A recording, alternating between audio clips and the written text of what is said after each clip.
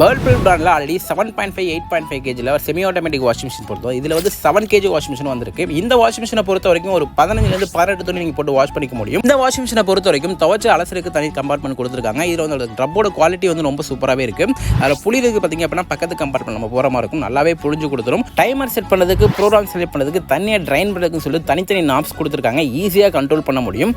Okay, இந்த washing மிஷினோட price பார்த்தீங்கன்னா 10,990 ரூபா வரும். யாருக்கெல்லாம் பிடிச்சிருக்குங்கிறதையும் கமெண்ட்டில் சொல்லுங்கள். இது மாதிரியான வீடியோ வேணாலும் கமெண்ட் பண்ணுங்கள்.